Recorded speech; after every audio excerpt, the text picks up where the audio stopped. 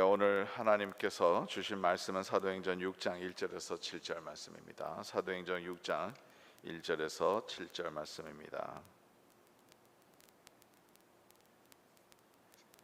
사도행전 6장 1절에서 7절 말씀을 교독하도록 하겠습니다.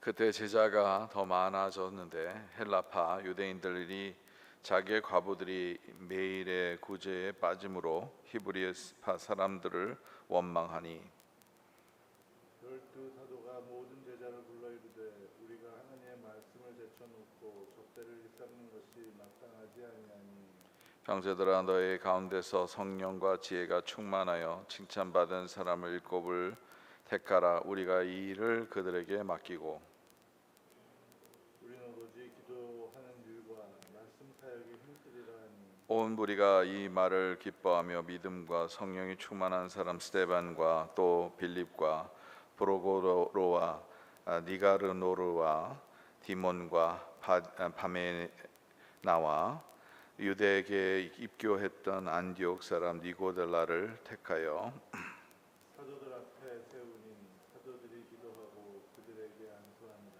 하나님의 말씀이 점점 완성하여 예루살렘에 있는 제자의 수가 더 심히 많아지고 허다한 제사장의 무리도 도에 복종하니라. 하나님의 은혜와 축복이 여러분들 삶 가운데서 오늘 말씀에 삼켜질 줄 믿습니다. 오늘 말씀에는 이제 구제 사역에 이제 사람들이 점점 많아지다 보니까 구제 사역에 사람들이 빠지는 그 구제 받아야 될 사람들이 빠지는 그런 상황이 생긴 것이죠. 그 이유는 헬라파의 유대인들이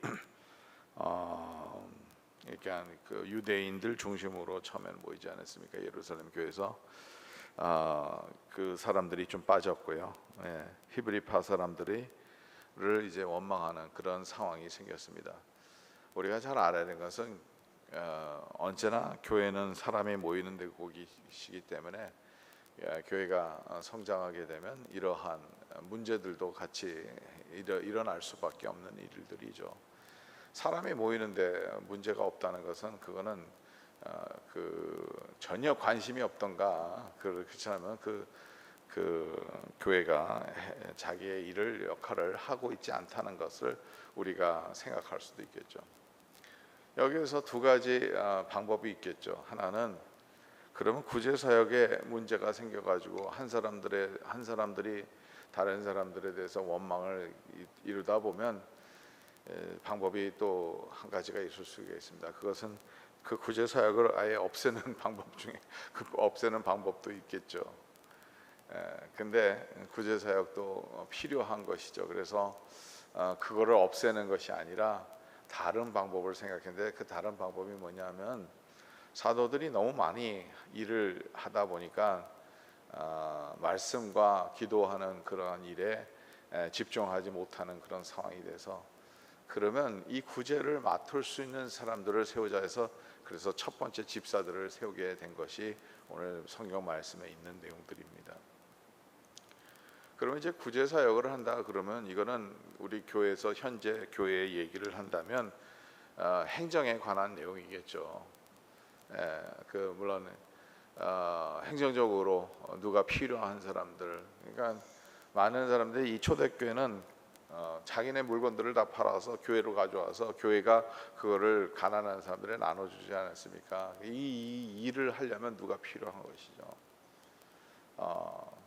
다 팔아서 가져오면 그 돈으로 가져오겠죠. 돈으로 가져오면 그 돈을 나눠서 주는 건데 이러한 일들을 생각하면 이 일을 잘 감당할 수 있는 사람들이 누구겠어요? 현대 말로 얘기를 한다면 행정을 잘하는 사람이겠죠. 그리고 또 적당히 숫자랑 좀 잘 아는 사람들, 그 문제가 생기지 않는 사람들, 이런 그런 좀 구제에 대해서 좀 잘 아는 사람들, 또 더 나아가서 조금 복지, 좀 현대식으로 말한다면 복지 사역에 대해서 좀 잘 아는 사람들, 그리고 또 그거를 잘 나눠줄 수 있는 사람들, 이러한 사람들의 퀄리피케이션을 찾아야 되는데 보세요. 오늘 본문에 나오는 내용을 보니까 전혀 다른 퀄리피케이션 갖고 있는 사람들을 찾았다는 것이죠. 4절에 보겠으나 우리는 오로지 기도하는 일과 말씀의 사역에 힘쓰니라. 그리고 믿음과 보세요. 온 무리가 이 말을 기뻐하며 믿음과 성령이 충만한 사람을 선택했죠. 그래서 7 집사를 선택했다는 거죠. 3절에도 그렇게 벌써 얘기를 하죠. 형제라 너희 가운데서 성령과 지혜가 충만한 칭찬받는 사람 7을 택하라. 그러니까 이 퀄리피케이션이 조금 달라요. 우리가 생각하는 것과. 좀 행정을 잘하는 것, 숫자를 강하는 자들, 좀 복지에 대해서 잘 아는 사람, 이런 사람을 선택해야 되는데 그런 사람을 선택하지 아니하고 칭찬받는 사람, 성령이 충만한 자, 또 지혜가 충만한 사람들을 선택했다는 거죠. 물론 여기서 그런 기능을 하기 위해서 그런 그 다음에 나오는 자격들이 또 있었겠죠. 그러나 제일 기초적으로, 제일 중심적으로 그들이 받던 건 성령 충만한 사람이었어요. 성령 충만한 사람, 믿음이 있는 사람, 이러한 사람을 했다는 거죠. 교회 안에서도 뭐 저도 이제 목회를 이제 20년 이상 하다 보니까 뭐 상황을 보면 이렇게 쭉 보면 어떤 사람들이 어떤 상황에서 잘 할 수 있을까, 이거는 우리가 뭐 분명히 볼 수 있는 것이죠. 근데 중요한 것은 뭐냐면 우리 당회가 모든 것을 결정하잖아요. 근데 당회에서 결정할 때에 당회원들 중에서도 좀 그러한 좀 이 세상에 지식을 갖춰주는 사람들이 있으면 도움이 안 되는 건 아니에요. 우리 교회에서도 우리 장로님들이 다 세 분이 다 그 특수한 그런 그 재능과 또 탤런트와 은사가 있어서 얼마나 감사한지 모릅니다. 근데 제일 중요한 것은 뭐냐면요, 우리가 모든 것을 결정할 때 신앙으로 결정하느냐 안 결정하느냐, 이게 제일 중요한 질문이에요. 그래도 감사하게도 우리 장로님들은 너무 신앙이 다 뭐 갖춰질 뿐만 아니라 신앙인들로서 살아가고 있기 때문에 그게 좋은 점들이죠. 그러면 이 지역에 이때 이 시대 때 초대교회의 모습도 성령이 충만한 사람. 그리고 보세요. 나중에 여기에서 보면 사도들을 앞세우니 사도들이 기도하고 그들에게 안수하니라. 그렇게 하고 사도들은 자기의 일을 했겠고요. 그 기도와 말씀과 이런 영적인 지도하는 그러한 일에 이제 하고, 이 집사님들은 새로 세워진 집사님들은 구제하는 일에 이제 했겠죠. 근데 스데반은 어떻게 다음 나온 내용인데만, 스데반이 죽었을 때 스데반이 뭘 하다가 죽었는가 여러분 기억하세요? 아니, 사람들에게 복음 전하다가 죽은 거예요. 어떻게 보면 설교예요. 그러니까 이런 이게 조금 뭔가 이렇게 좀 이상하죠? 스데반이 왜 어떻게 해서 죽었어요? 복음을 전하다가 죽었고 설교하다가 죽었어요. 스데반이 설교를 그것도 어느 누구보다 더 잘해요. 예. 요즘 안수 집사님들은 설교 잘해야 됩니다. 그 얘기는 뭐냐면 그 사역의 집중은, 그 기능은 구제하는 일에 하기 위해서 세움을 받았지만, 성령 충만한 사람은 신앙 중심으로서 살아가는 사람, 신앙의 복음을 전하는 것은 꼭 목사, 장로 그런 사람들에게만 주어진 것이 아니라 모두에게 주어진 우리의 사명이라는 거죠. 그리고 더 나아가 성령 충만한 것은 중간에 모든 것의 기초라는 거예요. 그거 없이는 아무것도 안 된다는 거죠. 아무리 세상적인 스킬이 있다 그러더라도 성령 충만한 사람이 안 되면, 그리고 믿음의 삶으로, 믿음의 생각으로 사는 사람이 안 되면 같은 방향으로 가지 못하는 거죠. 이게 참 중요한 퀘션입니다. 어떤 때는 신앙의 세계에는요, 세상이 보지 못하는 것을 봐야 되는 요구가 있어요. 세상이 보는 눈으로만 우리가 본다면 말이 안 되는 것들이 있어요. 근데 신앙인의 눈으로 보면 성령에 충만한 삶으로 보면 그게 말이 돼요. 어느 때는 성경에서도 보세요. 진짜 말 안 되는 일들이 많아요. 아니, 하나님께서 노아한테 방주를 지으라 그러는데 이게 말이 됩니까? 방주를 보통 지면 어디다가 놔야 돼요? 강변이나 바닷가 근처에서 이걸 해야 되는데 산 꼭대기에서 이 배를 하나, 그것도 엄청 큰 배를 하나 지으라 그래 말이 됩니까? 말이 안 되죠. 근데 홍수가 나니까 이렇게 말이 되잖아요. 우리가 보지 못하는 거 하나님은 보시고 계시고, 그리고 그 말씀에 순종하는 노아는 그 스킬도 필요하겠죠. 뭐 물론 노아가 뭐 목수라는 얘기는 들어보지 못해도 아마 그 시절에는 모든 사람들이 다 나무 일은 다 잘했겠죠. 근데 하나님이 지시하는 대로 방주를 지었지 않습니까?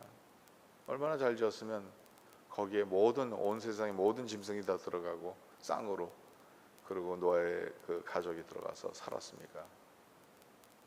근데 말이 안 돼요. 산 위에 산 꼭대기에서 이걸 방주를 지으라, 말이 안 되는 거예요. 세상 사람들이 보지 못하는 것을 볼 수 있어야 되는데, 이거는 성령님이 가르쳐 주지 않고 성령님이 우리에게 말씀하지 않고서는 우리는 할 수가 없는 일이에요. 제가 말씀드리고자 하는 건, 모든 교회의 사역은 어떻게 보면